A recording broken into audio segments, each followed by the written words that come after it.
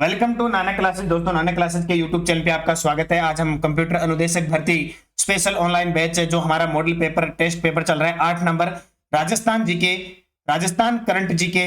इसमें पूरा model paper 50 क्वेश्चनों का जो फर्स्ट पेपर है उसके लिए लगातार चल रहा है। इससे पहले 7 वीडियो आपको दिए जा चुके हैं, तो आप अच्छे तरीके से हमारी प्लेलिस्ट बनी हुई है कंप्यूटर अनुदेशक एग्जाम के लिए, तो आप उसे जरूर पढ़ें और निरंतर शाम 9 बजे की क्लास हमारी अटेंड करते रहें। तो स्टार्ट करते हैं। आज के मोस्ट इंपोर्टेंट क्वेश्चनों की चर्चा करें तो सारे विद्यार्थी वीडियो को शेयर कर देना ज्यादा से ज्यादा और लाइक कर देना। तो स्टार्ट करते हैं। पहला क्वेश्चन देखिए, शुरुआत के 10 क्वेश्चन हमारे ज्योग्राफी के हैं। कॉम्बिनेशन ये बिठाया गया कि 10 ज्योग्राफी, 10 हिस्ट्री, 10 कल्चर, 10 करंट और 10 साइंस के, क्योंकि फर्स्ट पेपर में आपका ये मैटर आने वाला है। पहला प्रश्न देखिए, स्वतंत्रता के पश्चात राजस्थान में वन अधिनियम कब पारित किया गया? स्वतंत्रता के पश्चात राजस्थान में वन अधिनियम कब पारित किया गया? तो ये पारित किया गया 1952 में। कब? 1952 में पारित किया गया। 1953 में पारित हुआ। कब? ये क्वेश्चन बहुत इंपॉर्टेंट है। 1953 में पारित हुआ। अब यहां से क्वेश्चन ये बनता है, क्योंकि राष्ट्रीय वन नीति कब बनी थी? राष्ट्रीय वन नीति बनी थी 1952 में, और उसी के तहत वनों का निर्धारण किया जाता है। उसके बाद में संशोधित वन नीति थी 1988। राज्य राजस्थान की वन अधिनियम, राजस्थान में जो वन अधिनियम था वो 1953 को पारित किया गया। इसके अलावा एक और इंपॉर्टेंट आपको याद रखना है, राज्य वन विभाग की स्थापना 1950 को हुई थी। राज्य वन विभाग की स्थापना 1950 को हुई थी, और वर्तमान में राजस्थान के वन व पर्यावरण मंत्री कौन है? हेमाराम चौधरी। वर्तमान में कौन है? वन व पर्यावरण मंत्री है हेमाराम चौधरी। और एक क्वेश्चन और याद रखना है, राज्य की प्रथम वन नीति, राज्य की प्रथम वन नीति कब जारी हुई? क्वेश्चन बहुत बार पेपर में आ चुका है। फिक्स तारीख याद रखना 18 फरवरी 2010। जब भी एग्जाम में आएगा तो चारों ऑप्शन आपको 2010 के मिलेंगे। तो राज्य की वन नीति 18 फरवरी 2010। दूसरा प्रश्न देखिए, राजस्थान के किस स्थान पर भालुओं की खत्म हो रही प्रजाति को बचाने के लिए देश का तीसरा बियर रेस्क्यू सेंटर बनाया गया है? तो राजस्थान के किस स्थान पर भालुओं की खत्म हो रही प्रजाति को बचाने के लिए देश का तीसरा, बियर होता है भालू, रेस्क्यू सेंटर बनाया गया है? तो नाहरगढ़ जयपुर के अंदर। कहां पे? नाहरगढ़ जयपुर के अंदर। सीधा सीधा पेपर में क्वेश्चन आ जाता है कि नाहरगढ़ अभयारण्य कहां पे है? जयपुर के अंदर, क्योंकि प्रसिद्ध भी है। एक तो चिंकारों के लिए प्रसिद्ध है, चिंकारों के लिए प्रसिद्ध है नाहरगढ़, और दूसरा राजस्थान का प्रथम जैविक उद्यान घोषित हुआ था। राजस्थान का प्रथम बायोलॉजिकल पार्क घोषित हुआ था नाहरगढ़, जबकि बना कौन सा था? सज्जनगढ़ उदयपुर वाला। तो ये इंपॉर्टेंट है क्वेश्चन, अच्छे तरीके से इसको पढ़ लेना। गोगामेड़ी हनुमानगढ़ में गोगा जी का मेला लगता है। इसके अलावा गोगामेड़ी में पशु मेला भी आयोजित किया जाता है। केथुन कोटा में विभीषण जी का एकमात्र मंदिर, और माचिया सफारी पार्क जोधपुर राजस्थान का एक बायोलॉजिकल पार्क है। तीसरा बियर रेस्क्यू सेंटर कहां बनाया गया है? नाहरगढ़ जयपुर में। तीसरा प्रश्न देखिए ज्योग्राफी का, केंद्र सरकार द्वारा स्थापित मरु वन रोपण केंद्र को, कौन सा? मरु वन रोपण केंद्र को किस वर्ष से राष्ट्रीय शुष्क क्षेत्र अनुसंधान संस्थान, जिसको हम नाम देते हैं काजरी, क्या नाम देते हैं? काजरी का नाम दिया गया। देखो, मरु वन रोपण केंद्र बना था 1952 में। उसके बाद में इस मरु वन रोपण को क्या नाम दिया गया? केंद्रीय शुष्क क्षेत्र अनुसंधान संस्थान, यानी काजरी। ये कब दिया गया था? 1959 में। कब? 1959 में दिया गया। एक ध्यान रखना, आफरी, एक काजरी है और एक आफरी है। दो, आफरी की स्थापना 1985 को हुई थी, काजरी की स्थापना 1959 को हुई थी, और दोनों का मुख्यालय कहां पे है? जोधपुर के अंदर। ये क्वेश्चन कई बार पेपर में आता है कि काजरी का मुख्यालय, सीधा सिंपल सा प्रश्न आता है। चौथा प्रश्न देखिए ज्योग्राफी का, राज्य का वह वन्य जीव अभयारण्य, राज्य का वह वन्य जीव अभयारण्य कौन सा है जहां हिमालय के बाद सर्वाधिक मात्रा में दुर्लभ वनस्पतियां व औषधीय पेड़ पौधे उपलब्ध है? आज मैं टॉपिक वन और वन्य जीव अभयारण्य लेके आया हूं, क्योंकि आपके 10-10 क्वेश्चनों का तो मैं एक फिक्स टॉपिक ले रहा हूं जहां से क्वेश्चन आपके आ सकते हैं। तो राज्य का वह वन्य जीव अभयारण्य कौन से हैं जहां हिमालय के बाद सर्वाधिक मात्रा में दुर्लभ वनस्पतियां और औषधीय पेड़ पौधे उपलब्ध हैं? तो वह सीता माता वन्य जीव अभयारण्य। ये सीता माता वन्य जीव अभयारण्य वही है जो प्रतापगढ़ जिले में स्थित है। सीधा ही आ जाता है, अभयारण्यों से तो आपको सीधा मिलेगा पेपर में, निम्न में से किस जिले में कौन सा अभयारण्य? नहीं, ऐसे। तो सीता माता वन्य जीव अभयारण्य, और एक गिलहरी है, उड़न गिलहरी, उड़ने वाली गिलहरी के लिए ये सीता माता वन्य जीव अभयारण्य प्रसिद्ध है। और ये उड़न गिलहरी कहाँ रहती है? महुआ वृक्ष पे रहती है। इस वृक्ष पे, महुआ वृक्ष पे रहती है। और सीता माता का मंदिर भी कहां पे है? सीता माता वन्य जीव अभयारण्य में। फुलवारी की नाल अभयारण्य, ये आगे क्वेश्चन आएगा। फुलवारी की नाल अभयारण्य ये उदयपुर के अंदर है। सरिस्का अभयारण्य अलवर के अंदर है। सरिस्का अभयारण्य राजस्थान का दूसरा टाइगर रिजर्व है। रणथंभौर राष्ट्रीय उद्यान ये सवाई माधोपुर में है। ये राजस्थान का अभयारण्य, राष्ट्रीय उद्यान और टाइगर रिजर्व तीनों ही है। पांचवा प्रश्न देखिए, अभयारण्य जिसमें से होकर मानसी वाक्कल नदी गुजरती है वह अभयारण्य जिनमें से होकर मानसी वाक्कल नदी गुजरती है वह कौन सा है? तो यह अभयारण्य है फुलवारी की नाल अभयारण्य। कौन सा? फुलवारी की नाल अभयारण्य। ये उदयपुर, पाली और राजसमंद में फैला हुआ है। उदयपुर, पाली, राजसमंद के अंदर फुलवारी की नाल अभयारण्य फैला हुआ है। और फुलवारी की नाल अभयारण्य की बात करें तो प्रथम ह्यूमन एनाटॉमिक पार्क यहीं स्थित है। प्रथम ह्यूमन एनाटॉमी पार्क कहाँ स्थित है? फुलवारी की नाल अभयारण्य में स्थित है। केला देवी अभयारण्य करौली में है। नाहरगढ़ अभयारण्य जयपुर में है और केसरबाग अभयारण्य धौलपुर के अंदर है। छठा प्रश्न देखिए, राजस्थान सरकार द्वारा पहली वन नीति कब घोषित की गई? इतना इंपॉर्टेंट क्वेश्चन है, ये पूछो मत। राजस्थान सरकार द्वारा पहली वन नीति कब घोषित की गई? फिक्स तारीख है 18 फरवरी 2010। 18 फरवरी 2010। अब वन की बात आई है ना, तो मैं ताजा आपको अपडेट करवाता हूं। वैसे हमारी रोज सुबह 7:30 पर राजस्थान करंट अफेयर्स की क्लास आती है। अगर कोई लगातार अटेंड कर रहा है तो उसे करंट की बातें बताना ज्यादा महत्व नहीं है, फिर भी मैं आपको बता देता हूं कि वर्तमान में 17वीं वन रिपोर्ट जारी हुई है। कौन सी? 17वीं वन रिपोर्ट 2021 जारी हुई है। 2021 की थी, जनवरी 2022 में जारी हुई है। और आपको एक याद रखना है, स्पेशल हमारा वीडियो भी वन रिपोर्ट पे बनाया हुआ है। 17वीं वन रिपोर्ट के अनुसार सर्वाधिक वन कहां पे है? उदयपुर में। सर्वाधिक वन कहां पे है? उदयपुर में। दूसरा स्थान अलवर का आता है, तीसरा स्थान आता है प्रतापगढ़ का। और न्यूनतम वन पूछे तो सबसे कम वन है चूरू में, उसके बाद में हनुमानगढ़ में और उसके बाद में जोधपुर में। ये इतना आंकड़ा आपको याद रखना है, 3 आपसे पूछा जा सकता है। जबकि एक होता है प्रतिशत वन, किसी जिले का भूभाग का वन कितने प्रतिशत है, तो प्रतिशत वन में सर्वाधिक उदयपुर में है। सर्वाधिक प्रतिशत वन में उदयपुर, प्रतापगढ़ और सिरोही है। जबकि न्यूनतम प्रतिशत वनों की बात करें तो जोधपुर में है न्यूनतम वन, फिर चूरू में है और फिर जैसलमेर के अंदर। ये वन रिपोर्ट 2021 की याद रखना। वैसे आप लगा लेना 17वीं वन रिपोर्ट 2021 बाई नानक क्लासेज, आपको पूरी डिटेल प्राप्त हो जाएगी। 7 नंबर प्रश्न देखिए, निम्न में से किस जिले में कोई राष्ट्रीय उद्यान नहीं है?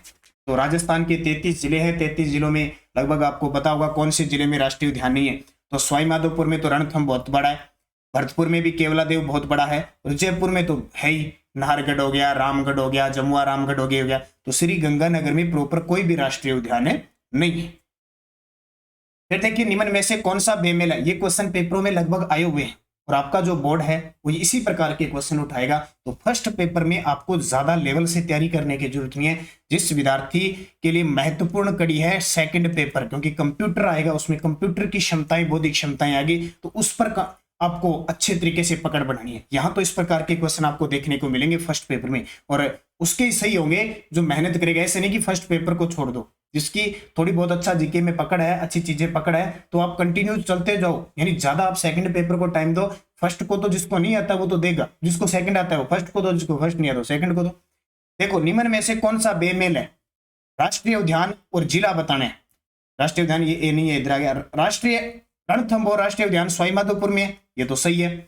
सरिस्का राष्ट्रीय उद्यान अलवर में है, ये भी सही है। और केवलादेव घना राष्ट्रीय उद्यान करौली में है, ये गलत है। हमें पता है केवलादेव घना पक्षी अभयारण्य कहां पे है? भरतपुर के अंदर है, तो ये बेमेल हो गया। और राष्ट्रीय मरु उद्यान जैसलमेर में।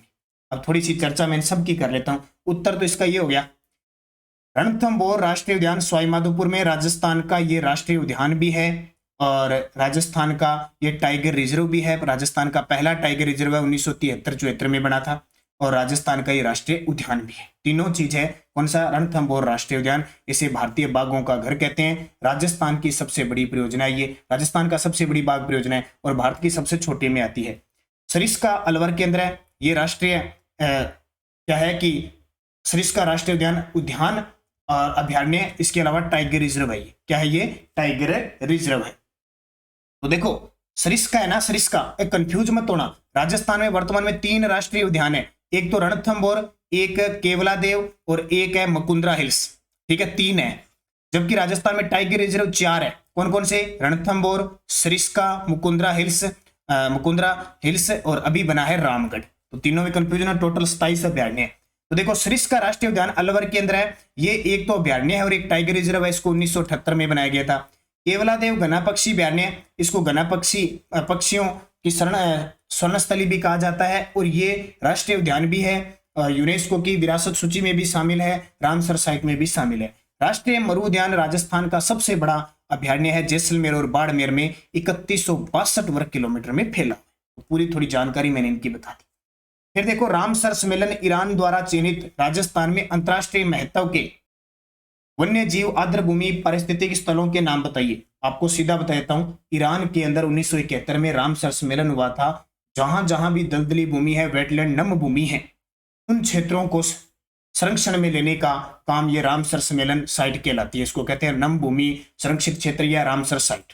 तो इसमें अपने राजस्थान के अब तक दो ये ध्यान रखना, कौन कौन, एक तो सांबर झील को लिया गया है 1990 के अंदर, और एक केवलादेव घना पक्षी अभयारण्य को 1981 में लिया गया। दो ही ऐसे अपने राजस्थान के स्थल हैं जिन्हें वन्य जीव आर्द्रभूमि परिस्थिति स्थलों में लिया गया, यानी नम भूमि क्षेत्र में लिया गया।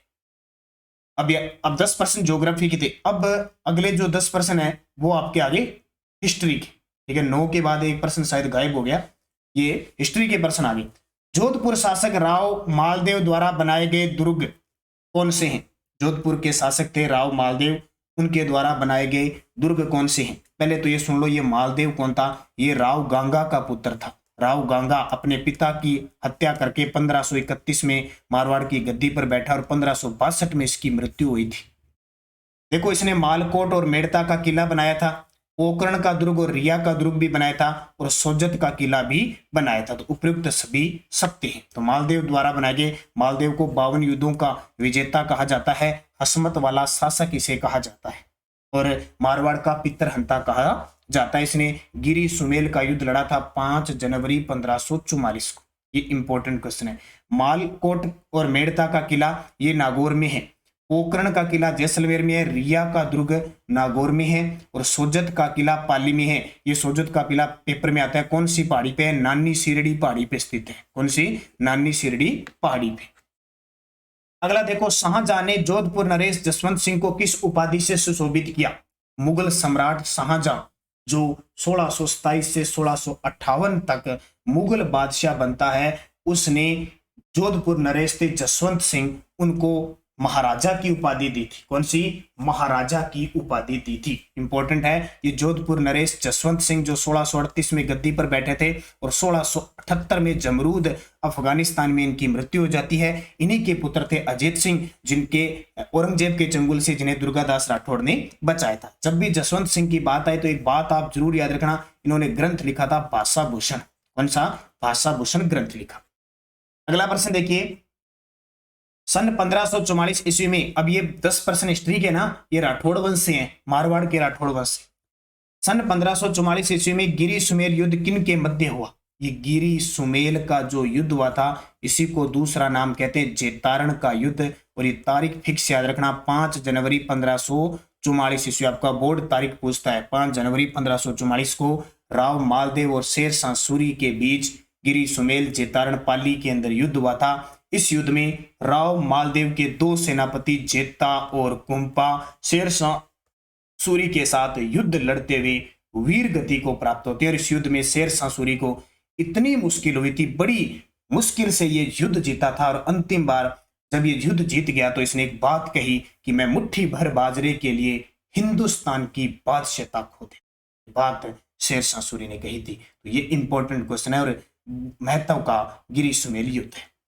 अगला देखिए, मारवाड़ के महाराजा जसवंत सिंह प्रथम का राज तिलक कहां किया गया? मारवाड़ के महाराजा जसवंत सिंह प्रथम, ये जसवंत सिंह प्रथम क्यों लिखा है? ये जसवंत सिंह प्रथम 1638 से 1678 तक राज करता है। एक जसवंत सिंह सेकंड भी आता है, ध्यान रखना, जसवंत सिंह सेकंड भी आता है। तो इसका जो राज तिलक हुआ था ना, आगरा, कहां हुआ था? आगरा के अंदर हुआ था। आगरा यमुना नदी के किनारे है, ध्यान रखना। ऐसे पर्सन देखो अपवादिक पर्सन होते हैं, पता नहीं चलता, बहुत कम मिलते हैं। तो मारवाड़ के महाराजा जसवंत सिंह प्रथम का राज तिलक यानी यमुना नदी किनारे आगरा में। राजस्थान की निम्न में से कौन सी रियासतें ब्रिटिश काल में मराठों व पिंडारियों आक्रमण से बची रही? यानी उस समय की बात है जब मराठा राजस्थान के अंदर रियासतों में लूटपाट करते थे। पिंडारी एक जाति थी, आक्रमण करती थी, लूटपाट करने का काम करती थी। इनमें से कौन सी रियासत थी जहां मराठों ने कोई आक्रमण नहीं किया, कोई लूटपाट नहीं की थी? तो 2 रियासतें थी, बीकानेर और जैसलमेर से बचे थे। बीकानेर और जैसलमेर रियासत मराठों से बची रही। जब भी मराठों की बात आए तो 1% पक्का पेपर में आता है कि मराठों का आगमन राजस्थान में सर्वप्रथम किस उत्तराधिकारी को लेकर होता है। बूंदी के उत्तराधिकारी संघर्ष को लेकर मराठे अपने राजस्थान के अंदर प्रवेश करते हैं। उस समय जयपुर का शासक होता है स्वाई जय सिंह। निम्न में से किस राजपूत जाति का जन्म अग्निकुंड सिद्धांत के अनुसार नहीं हुआ। देखो, जब भी हिस्ट्री पढ़ना शुरू करते हैं तो हमें ये पहले पता होना चाहिए कि जो राजपूत है वो कहां से आए। तो एक विद्वान था, एक पृथ्वीराज चौहान का दरबारी कवि मित्र था चंद्र बरदाई, उसका ग्रंथ था पृथ्वीराज रासो। कौन था?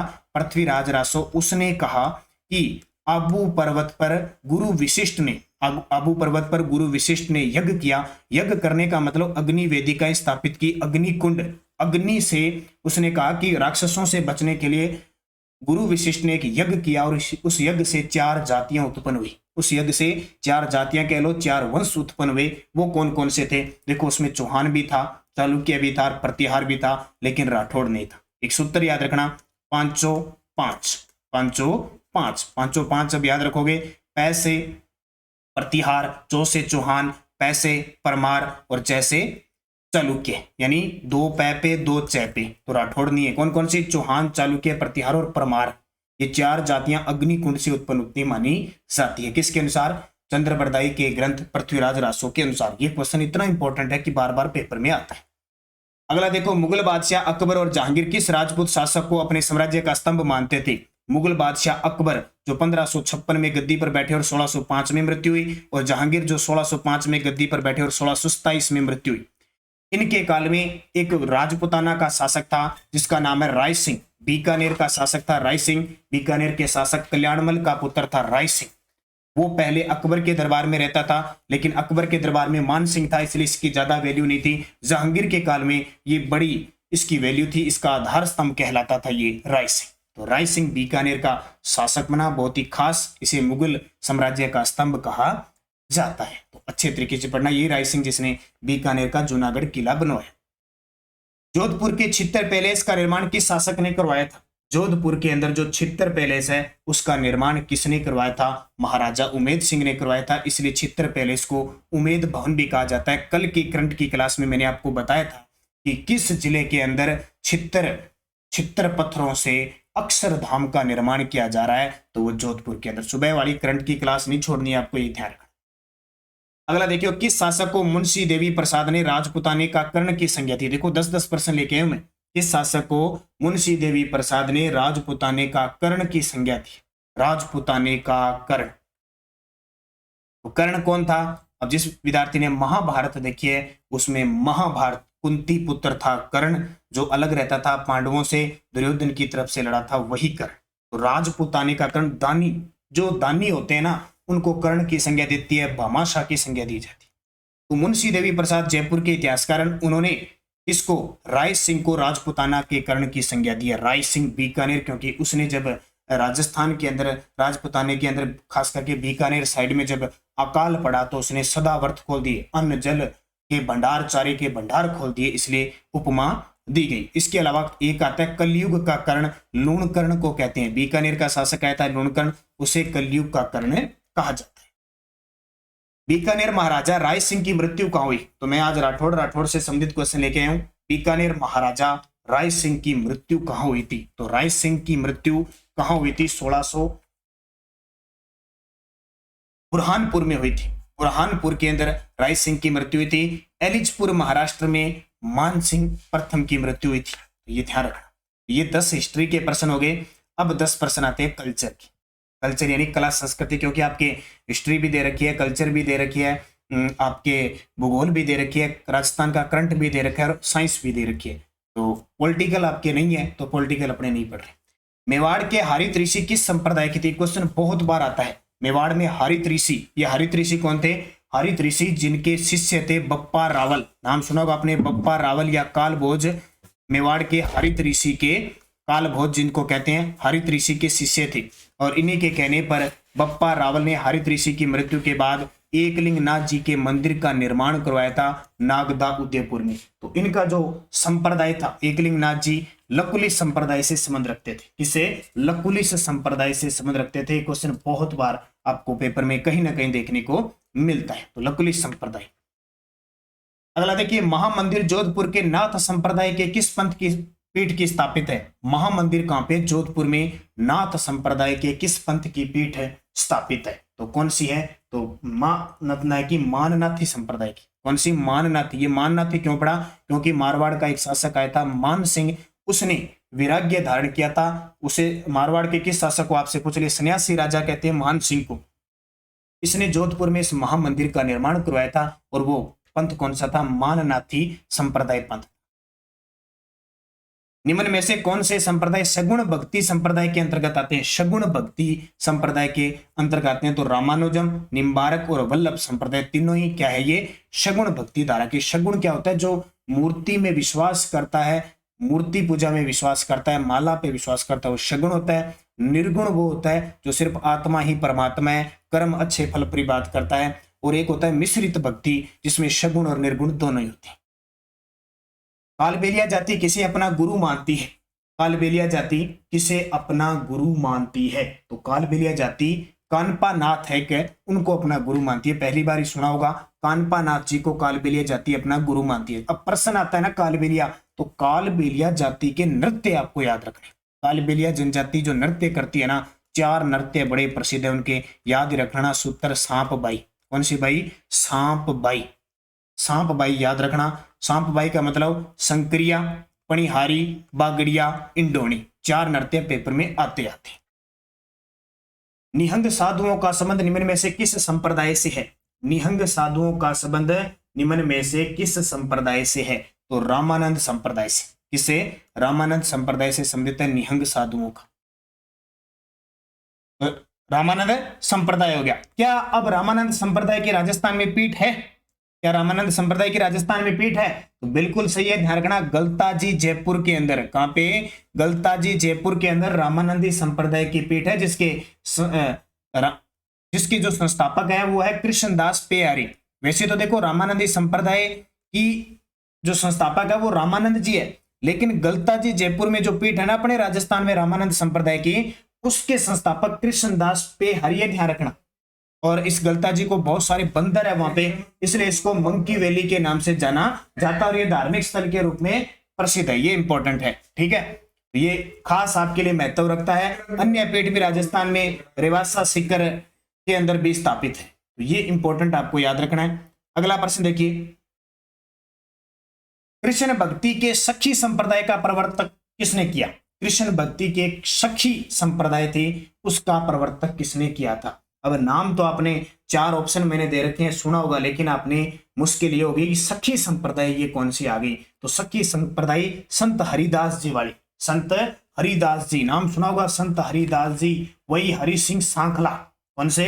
हरि सिंह सांखला, जो बाद में हरिदास जी के नाम से प्रसिद्ध हुए, जिन्हें कलयुग का कर्ण कहा जाता है, जिन्होंने निरंजनी संप्रदाय चलाया था। वही ये हरिदास जी है जो पहले डाकू हुआ करते थे।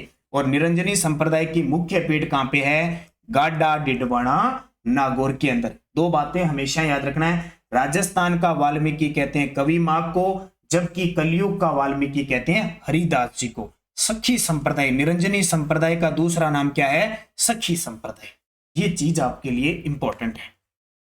अगला प्रश्न देखिए, किशनगढ़ के शासक सामंत सिंह किस संप्रदाय से संबंधित थे? किशनगढ़ के शासक सामंत सिंह, नाम आया सामंत सिंह का। और बड़ी ठनी का चित्र जब याद आता है, लेकिन आपको एक दिमाग में रखना है कि सामंत सिंह अपने आप को क्या मानते थे? कृष्ण का अवतार मानते थे। इसका मतलब इनका संप्रदाय देख लो, इसमें उत्तर सीधा आ जाएगा, वल्लभ संप्रदाय। किशनगढ़ के शासक सामंत सिंह किस संप्रदाय से संबंधित थे? वल्लभ संप्रदाय। अब आप कहोगे कि वल्लभ संप्रदाय के संस्थापक कौन थे? वल्लभाचार्य थे, जो बिहार के। क्या आप ये कहोगे कि राजस्थान में इनकी पीठ है? बिल्कुल प्रधान पीठ है नाथ द्वारा राजसमंद में। नाथ द्वारा राजसमंद में इनकी पीठ है। भारत में वृंदावन उत्तर प्रदेश के अंदर है। वैसे आपसे बात करें ना, तो वल्लभ संप्रदाय के राजस्थान में 7 मंदिर हैं। श्रीनाथ जी का मंदिर है, द्वारिकाधीश मंदिर है, इसके अलावा मदन मोहन जी का मंदिर है, गोकुल चंद्र मंदिर है, गोकुलनाथ जी का मंदिर है, मथुराधीश मंदिर है और बालकृष्ण मंदिर है। ये 7 मंदिर है, ध्यान रखना। वैसे संप्रदाय के टोटल 7 में से 1 मंदिर उत्तर प्रदेश में है। 1 मंदिर कहां पे? उत्तर प्रदेश में, 1 मंदिर गुजरात में, बाकी 5 राजस्थान में इस वल्लभ संप्रदाय। इसको याद रखना। लालनाथ जी, चोखननाथ जी और स्वाईदास जी आदि किस संप्रदाय के प्रमुख संत हुए? ताजा 2020 के एक पेपर में क्वेश्चन आए हैं। लालनाथ जी, चोखननाथ जी और स्वाईदास जी किस संप्रदाय के प्रमुख संत हुए? तो जसनाथी संप्रदाय के। कौन सा संप्रदाय? जसनाथी संप्रदाय। अब जसनाथी संप्रदाय का जब भी नाम आता है तो हमारे दिमाग में आएगा कतरिया सर, बीकानेर, अग्नि नृत्य और जसनाथ जी के द्वारा इसकी शुरुआत की गई। फिर देखिए बिश्नोई संप्रदाय की प्रमुख पीठ कहां स्थित है? अब बिश्नोई संप्रदाय के बारे में आप सारे जानते हो, बहुत ही चर्चा में। पीपासर नागौर में इनकी मुख्य पीठ है, या दिल्ली में है, या भरतपुर में है, मुकाम तलवा में। तो जब मुख्य पीठ पूछे तो उत्तर आएगा मुकाम तलवा, नोखा तहसील, बीकानेर, इसका सही उत्तर हो जाएगा। हालांकि बिश्नोई संप्रदाय के प्रवर्तक जाम्बो जी का जन्म पीपासर नागौर के अंदर हुआ था, लेकिन मुख्य पीठ मुक्तिधाम, मुकाम, बीकानेर। ब्रह्म संप्रदाय और परम ब्रह्म संप्रदाय निम्न में से किस पंथ के अन्य नाम है? देखो संत संप्रदाय से क्वेश्चन दिए मैंने सारे एक साथ, ताकि आप अच्छे तरीके से रिवीजन कर सको। ब्रह्म संप्रदाय और परम ब्रह्म संप्रदाय निम्न में से किस पंथ के अन्य नाम है? सुना होगा आपने, 4 ऑप्शन आपके सामने है। अब ऐसे प्रश्न आपको पेपर में मिलेंगे। दादू पंथ के हैं ये। दादू पंथ के दूसरे नाम है ब्रह्म संप्रदाय, परम ब्रह्म संप्रदाय। दादू पंथ के प्रवर्तक दादू दयाल जी थे। दादू दयाल जी के टोटल 152 शिष्य थे, जिनमें 52 शिष्य इनके मुख्य स्तंभ कहलाते थे, दादूपंथी स्तंभ कहलाते थे, जिनमें गरीबदास, मिशिकनदास, सूरदास, सुंदरदास, रज्जब जी, बखना जी, बालिंद जी, मोहन जी, जगन्नाथ जी, ठीक है, ये मुख्य थे। इसको याद रखना है। मुख्य पीठ नरेना जयपुर में। अब मैं 10% बात करूंगा करंट की। राजस्थान करंट आएगा स्पेशल उसकी। राजस्थान ग्रामीण आजीविका विकास परिषद राजीविका ने राज्य ब्रांड एम्बेसडर किसे बनाया है? तो राजीविका है ना जो राजस्थान के अंदर, उसका ब्रांड एम्बेसडर किसे बनाया है? रूमा देवी, बाड़मेर की रूमा देवी बड़ा चर्चा में रहती है। थोड़ी सी बात बता देता हूं। 2018 में नारी शक्ति पुरस्कार मिला, बाड़मेर जिले की है। 2021 में दुबई के अंदर महाराणा अवार्ड दिया गया। इसके अलावा 27वां जानकी देवी बजाज पुरस्कार दिया गया। 27वां जानकी देवी बजाज पुरस्कार दिया गया रूमा देवी को। तो ये सारी चीजें आपके लिए इंपॉर्टेंट बन जाती है। अगला क्वेश्चन देखिए, राजस्थान के 33 जिलों में अनाथ बच्चों के पुनर्वास करने के लिए किस योजना को शुरू किया जाएगा? राजस्थान के 33 जिलों में अनाथ बच्चों के पुनर्वास करने के लिए किस योजना को शुरू किया जाएगा? तो इसका सही उत्तर आ जाएगा गोराधाई ग्रुप फोस्टर केयर। आप मेरे साथ लगातार जुड़े हुए करंट से, तो आपको दिक्कत नहीं आएगी। वैसे भी आपको आपका मई जून के अंदर पेपर है, तो मान के चलो आपको 2021 का करंट पढ़ना है। लगभग जून के बाद का पढ़ना पड़ेगा, और अब जून में पेपर है ना, तो अप्रैल तक पढ़ना पड़ेगा। फिलहाल हमारी पूरी 2021 की और फरवरी 2022 की करंट उपलब्ध है राजस्थान की। और आपके राजस्थान करंट आएगा, हमारा टारगेट रहेगा कि जितने भी राजस्थान करंट के क्वेश्चन है एक भी आपका गलत नहीं हो। इसलिए आप हमारी पीडीएफ ले सकते हो। इसमें आपको जितने मंत्री बदले नए, जितनी योजनाएं हैं, जितने भी मतलब टोक्यो ओलंपिक वगैरह जो भी डाटा है उसमें सारा उपलब्ध है। कोई विद्यार्थी खरीदना चाहता है तो 50 रुपये पे करने होंगे आपको। 84 260 35 805 इस नंबर पे फोन पे की और पेटीएम की व्यवस्था उपलब्ध है। कोई विद्यार्थी 50 रुपये पे करके इस पे स्क्रीनशॉट डाल देना। इसी व्हाट्सएप नंबर चल रहा है और पीडीएफ वहां से खरीद लेना। राजस्थान करंट अफेयर्स की बात है और निरंतर हमारी क्लासों से आप जुड़े रहना। Centre for monitoring Indian economics CMIA की रिपोर्ट में राजस्थान में कितनी बेरोजगारी है? सेंटर फॉर मॉनिटरिंग इकोनॉमिक्स की रिपोर्ट में राजस्थान में कितनी बेरोजगारी आंकी गई है? तो इसका उत्तर हो जाएगा, तो राजस्थान में 18.9% बेरोजगारी आंकी गई है। सबसे ज्यादा बेरोजगारी हरियाणा में आंकी गई है 23.4%, और दूसरे स्थान पर अपने राजस्थान 18.9%। बहुत सारे विद्यार्थियों ने जब मैंने बताया था कि सर राजस्थान में सबसे ज्यादा बेरोजगारी है, राजस्थान में नहीं, सबसे ज्यादा हरियाणा में, 2 नंबर पे अपना राजस्थान आता है, ध्यान रखें। अगला देखिए, राजस्थान के पूर्व राज्यपाल जिन्हें मरणोपरांत पद्म विभूषण 2022 से सम्मानित किया गया, स्टार लगा लेना, ऐसे प्रश्न आपको एग्जाम में मिलेंगे। अभी हाल ही में मरणोपरांत पद्म विभूषण दिया गया 2022 में, वो है कल्याण सिंह जी, हमारे राजस्थान के राज्यपाल जो 2014 से लेकर 2019 तक राजस्थान के पूरे 5 वर्ष तक कार्यकाल निभा के गए थे। कल्याण सिंह जी का हाल ही में लखनऊ में निधन हो गया अभी पिछले साल, और फिर मरणोपरांत इन्हें पद्म विभूषण दिया गया। 2 बार उत्तर प्रदेश के ये मुख्यमंत्री रहे थे। राजस्थान के किस विद्वान को बाण भट्ट पुरस्कार देने की घोषणा की है? ये बड़ा इंपॉर्टेंट प्रश्न है। बाण भट्ट का नाम सुना होगा, एक वर्धन वंश, उत्तरी भारत के कन्नौज के शासक वर्धन वंश ये हर्षवर्धन के ये दरबारी कवि थे जिन्होंने हर्षचरित्र ग्रंथ लिखा था। उनके नाम पर बाणभट्ट पुरस्कार दिया जाता है। ये बाणभट्ट पुरस्कार दिया प्रोफेसर बनवारी लाल गौड़ को, प्रोफेसर बनवारी लाल गौड़ को। जोधपुर 1% रह गया। जोधपुर में किन देशों की वायुसेनाओं के बीच युद्धाभ्यास ईस्टर्न ब्रिज 6 शुरू हुआ? ईस्टर्न ब्रिज 6 शुरू हुआ, हालांकि अभी समाप्त हो चुका है। तो भारत और ओमान के बीच। इस क्वेश्चन को मैं कहता हूं स्टार लगा लेना। आप कहोगे कि सर आप बार बार स्टार लगाने की बात करें, क्योंकि ये बहुत इंपॉर्टेंट है। जब जब राजस्थान के किसी भी स्थान पर युद्धाभ्यास हुआ है, एग्जामिनर ने जरूर पूछा है।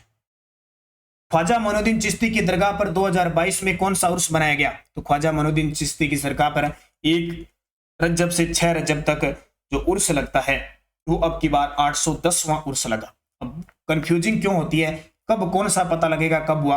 एक ही याद रखना, 1998 के अंदर 786वां लगा था, उसके बाद में जोड़ते जाना। अब की बार 810वां उर्स लगा। ये प्रश्न आता है, ध्यान रखना। अभी हाल ही में एलडीसी के एग्जाम में आया था कि ख्वाजा मोइनुद्दीन चिश्ती की दरगाह का निर्माण किसने करवाया था? तो शुरुआत ख्वाजा मोइनुद्दीन चिश्ती जो गयासुद्दीन तुगलक है उन्होंने भी निर्माण करवाया था और धीरे धीरे स्टार्ट होता गया उसके बाद में। तो याद रखना। इंदिरा गांधी शहरी क्रेडिट कार्ड योजना के तहत कितने रुपए का ब्याज मुक्त ऋण उपलब्ध करवाया गया है? ये 2021 के 2 एग्जामों में क्वेश्चन आ चुका है। इंदिरा गांधी शहरी क्रेडिट कार्ड योजना के तहत कितने रुपए का ब्याज मुक्त ऋण उपलब्ध करवाया जाएगा? 50,000। और इससे लाभान्वित कितने होंगे? 5 लाख। राजस्थान में IM शक्ति उड़ान योजना का शुभारंभ कब हुआ? 2 योजना शुरू की गई 19 दिसंबर 2021 को। एक तो IM शक्ति उड़ान योजना, ये सैनिटरी नैपकिन योजना से संबंधित है, और दूसरी बैक टू वर्क योजना महिलाओं के लिए। ये 2 योजनाएं आने वाले पेपरों में आएगी पक्की।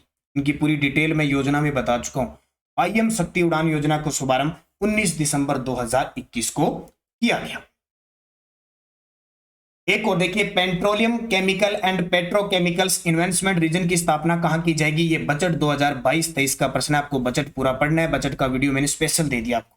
तो पंचभद्रा बाड़मेर के अंदर की जाएगी। ये अब आते हैं 10% साइंस के, क्योंकि साइंस जनरल साइंस भी दे रखी है ना, उसके प्रश्न भी है। कटे हुए सेब का रंग कुछ देर बाद भूरा हो जाता है क्योंकि वह वायु से क्रिया करके बना लेता है। कटे हुए सेब का रंग कुछ देर बाद भूरा हो जाता है क्योंकि वह वायु से क्रिया करके बना लेता है आयरन ऑक्साइड। क्या बना लेता है? Iron oxide. क्षार लाल लिटमस को करता है। जो क्षार है वो लाल लिटमस को क्या करता है? नीला करता है। और अम्ल नीले लिटमस को लाल करता है। सबसे बड़ी कोशिका कौन सी है? सबसे बड़ी कोशिका है एक शुतुरमुर्ग का अंडा, सबसे बड़ी कोशिका है। 2 कक्षीय हृदय वाला केसुरुकी कौन सा है? 2 कक्षीय हृदय वाला केसुरुकी कौन सा है? तो मछली। कौन सी? मछली। जंग लगना एक प्रतिक्रिया है। देखो जनरल साइंस के क्वेश्चन इसी प्रकार के मिलेंगे। जंग लगना एक प्रक्रिया है, ऑक्सीकरण की प्रक्रिया है। कैसी प्रक्रिया है? ऑक्सीकरण की प्रक्रिया है। गुरुत्वाकर्षण सिद्धांत किसके द्वारा दिया गया था? तो हम तो सारे जानते हैं, आइजैक न्यूटन के द्वारा गुरुत्वाकर्षण का सिद्धांत दिया गया। न्यूट्रॉन के खोजकर्ता कौन थे? Neutron, Chadwick. न्यूट्रॉन की खोज किसने की थी? चैडविक। क्योंकि 10 क्वेश्चन साइंस के हैं, मैं सिर्फ आपको आंसर क्वेश्चन और आंसर ही उत्तर बता पाऊंगा, ज्यादा मैं डिटेल इनकी नहीं बताऊंगा। एथलीट फुट रोग का कारण है। एथलीट फुट रोग का कारण है कवक। कवक के कारण ये फुट रोग होता है। और हवा में ध्वनि की गति कितनी होती है? हवा में ध्वनि की गति कितनी होती है? तो 331 मीटर प्रति सेकंड होती है। और आज का अंतिम क्वेश्चन, हाइड्रोजन बम किसने बनाया था? हाइड्रोजन बम किसने बनाया था? एडवर्ड टेलर के द्वारा हाइड्रोजन बम बनाया गया। तो ये 50 क्वेश्चन आपको 9 बजे की क्लास में मिल रहे हैं। 9 बजे की क्लास आपको राजस्थान जीके की क्लास मिल रही है। कभी कभी कंप्यूटर अनुदेशक की भी क्लास, एक दिन छोड़ के एक क्लास लगातार मिल रही है। तो निरंतर अध्ययन कीजिए, बढ़िया तरीके से। और जून तक अगर हमारे साथ जुड़े रहे तो आपका फर्स्ट पेपर एकदम बढ़िया तरीके से जीके का कवर हो जाएगा। धन्यवाद। जय हिंद, जय भारत।